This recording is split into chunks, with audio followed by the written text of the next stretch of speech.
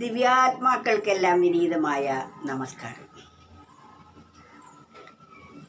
നാം ഇവിടെ ജനിച്ചു, ജീവിക്കുന്നു, സന്തോഷമായിട്ട് ജീവിക്കണം. എന്നാൽ മരണം നമുക്ക് ഒട്ടും വിചാരിക്കാൻ വയ്യ.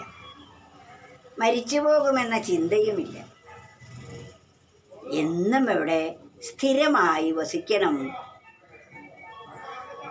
എന്ന മോഹമാണ് ഏതൊരു മനുഷ്യനും. പക്ഷേ ഇവിടെ കണ്ടുവരുന്നത് അങ്ങനെയല്ലല്ലോ. ആർക്കും ഇവിടെ സ്ഥിരമായി കൂടാൻ സാധിക്കുകയില്ല. ഒരു നാൾ ഇതെല്ലാം വിട്ട് നമ്മൾ പോകേണ്ടി വരും. എന്നാൽ യമൻ്റെ വരവ്, യമൻ എന്ന് പറഞ്ഞാൽ കാലം, കാലം എന്ന് പറഞ്ഞാൽ എല്ലാവരും കാലൻ എന്നാണ് കരുതിയിരിക്കുന്നത്. കാലൻ എന്ന ഒരാളല്ല, സമയമാണ്. മരിക്കേണ്ട സമയമായി, അതാണ് കാലമായി, കാലൻ വന്നു എന്ന് പറയുന്നത്. കാലമായി എന്നർത്ഥം, സമയമായി എന്നർത്ഥം. അതിനാൽ പടികടന്നായമനണഞ്ഞാൽ മറഞ്ഞിരുന്നിടാൻ സ്വന്തം ഉടലുപോലും ഇടം തരില്ലവി ഡഴിഞ്ഞു വീണിടും.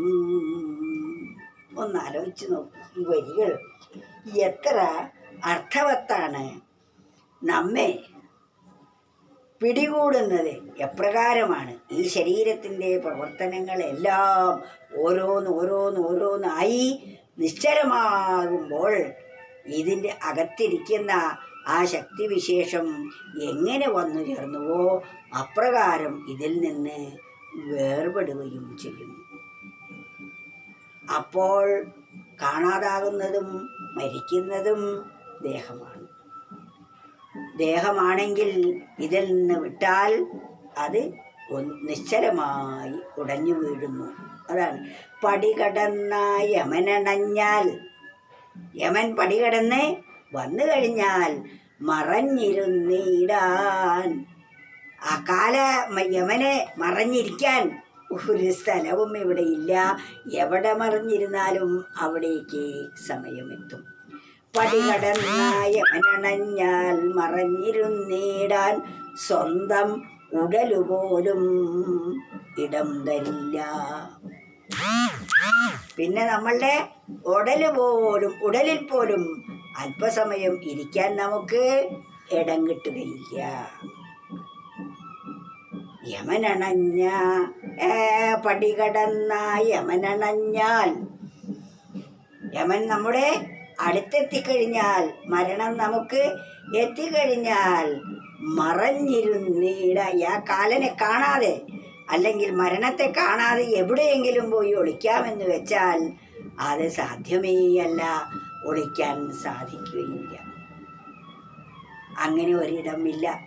അതാണ് പടികടന്ന യമനണഞ്ഞാൽ മറഞ്ഞിരുന്നിടാൻ സ്വന്തം ഉടലുപോലും ഇടം തരില്ല. ശരീരം ഒന്ന് നമുക്ക് ഇരിക്കാൻ ഇടം തരണ്ടേ? ഇതുവരെ നമ്മെ ഇരിക്കാൻ ഇടം തന്നു. യമൻ വന്നു കഴിഞ്ഞാൽ പിന്നെ ഈ ശരീരത്തിൽ നമുക്കിരിക്കാൻ ഇടം തരില്ല. നമ്മെ ഇതിൽ നിന്നും ആട്ടി ഓടിച്ചു വിടും. യമന് ശരീരേ വേണ്ടുള്ളൂ. പടികടന്ന യമനണഞ്ഞാൽ മറഞ്ഞിരുന്നിടാൻ സ്വന്തം ഉടലുപോലും ഇടം തരില്ലവി ഡഴിഞ്ഞു വീണിടും.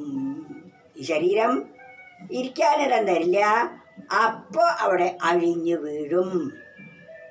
പിന്നെ ആ ശരീരം നമുക്ക് ഉതകുകയില്ല. അത് പഞ്ചഭൂതങ്ങളാൽ നിർമ്മിതമാണ്. അത് പഞ്ചഭൂതങ്ങളായി തന്നെ രൂപാന്തരപ്പെടുന്നു. ഇതിലുള്ള പഞ്ചഭൂതങ്ങൾ ഏതൊക്കെയാണ്? ആകാശം, വായു, അഗ്നി, ജലം, ഭൂമി. ഇതിൽ ആകാശം ആകാശത്തോടും, വായു വായുവിനോടും, അഗ്നി അഗ്നിയോടും, ജലം ജലത്തോടും, ഭൂമിയുടെ അംശം ഭൂമിയോടും ചേർന്ന് ഈ പ്രത്യേക ആകൃതി നഷ്ടപ്പെടുന്നു എന്ന് മാത്രമേ ഉള്ളൂ. ഇതിൻ്റെ ആ കൂട്ടുകളോ വസ്തുക്കളോ ഒന്നും നശിക്കുന്നില്ല. പക്ഷേ നമ്മൾ കണക്കു കൂട്ടുന്ന, നമ്മൾ ഇഷ്ടപ്പെടുന്ന, നമുക്ക് വേണ്ടതുമായ ദേഹം, സചേതനമായിരിക്കുന്ന ദേഹം ഇല്ലാതെയാകുന്നു. മറ്റൊന്നും നമുക്കറിയുകയില്ല. ദേഹത്തെ നയിക്കുന്ന നിയാമകൻ ആരാണെന്നറിയില്ല. ദേഹത്തെ നമുക്കറിയാം, ഈ ദേഹത്തെ ചേഷ്ടിപ്പിക്കുന്ന എന്നെ. അതിൽ നിന്ന് വിട്ടുപോകുന്നു. അതുകൊണ്ട് നമുക്ക് വിരഹവേദന അനുഭവിക്കുന്നു. എന്നാൽ എന്നെക്കുറിച്ചുള്ള അറിവ് നമുക്ക് കിട്ടിക്കഴിഞ്ഞാൽ പിന്നെ നമുക്ക് ദുഃഖത്തിൻ്റെ ഒരു ശകലം പോലും നമ്മെ ബാധിക്കുകയില്ല. നാം ദേഹമാണെന്നാണ് തെറ്റിദ്ധരിച്ചിരിക്കുന്നത്. ഈ തെറ്റിദ്ധാരണ നാം നീക്കിക്കഴിയുമ്പോൾ നമുക്ക് ഇതിൽ നിന്നും സ്വതന്ത്രമാകുന്നത് ആശ്വാസം മാത്രമായിരിക്കും. എന്നാൽ ഇതറിയാത്തത് കൊണ്ടാണ് ഭയവും പരിഭ്രമവും ഉണ്ടാകുന്നത്. ആ ഭയപരിഭ്രമങ്ങളെ ഇല്ലാതെയാക്കി നാം സന്തോഷത്തോടുകൂടി ദേഹമാകുന്ന ഉടുപ്പ് അഴിച്ചിടേണ്ടതാകുന്നു. ആ അവസ്ഥ കൈവരിക്കാനുള്ള വിദ്യ നമ്മൾ നേടിയിരിക്കണം. അതാണ് ആത്മവിദ്യ.